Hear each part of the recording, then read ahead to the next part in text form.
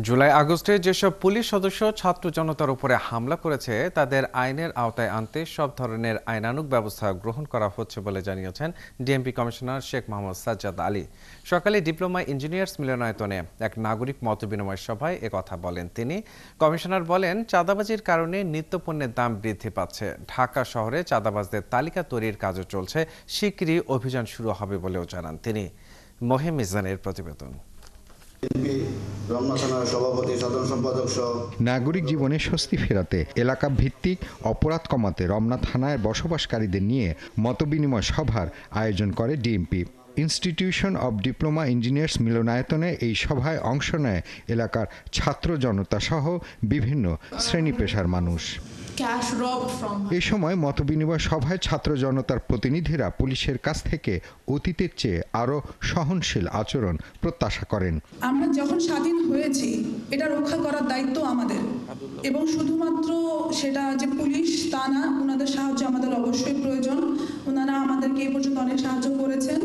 তার পাশাপাশি আমরা চাইবো আমরা সবাই জাগ্রত থাকি, যেন আমাদের দেশটাকে আমরা রক্ষা করতে পারি। এই স্বাধীনতা অর্জনের জন্য আমাদের অনেক ত্যাগ স্বীকার করতে হয়েছে, তাই আমরা চাই একটি নতুন বাংলাদেশ, দুর্নীতিমুক্ত বাংলাদেশ। মতবিনিময় সভায় অপরাধ কমাতে নাগরিকদের সহযোগিতা চেয়ে ডিএমপি কমিশনার বলেন, 2-1 দিনের মধ্যে ঢাকার চাঁদাবাজদের তালিকা তৈরির কাজ শেষ হবে।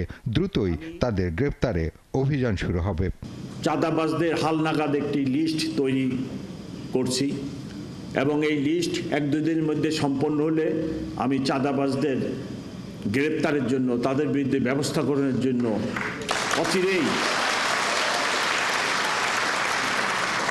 পদক্ষেপ গ্রহণ করব। তিনি বলেন, জুলাই আগস্টে পুলিশ ছাত্র জনতার ওপর যে ভূমিকা নিয়েছে সেই সব নেতিবাচক ভূমিকা পালনকারী পুলিশ কর্মকর্তাদের আইনের আওতায় আনা হবে।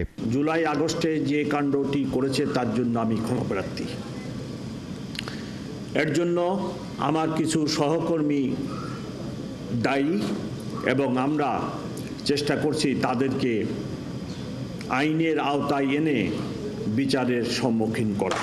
মতবিনিময় সভায় ট্রাফিক ব্যবস্থা ঢেলে সাজাতে যত্রতত্র রাজনৈতিক ও ধর্মীয় এবং সামাজিক সমাবেশ করতে নিরুৎসাহিত করেন ডিএমপি কমিশনার।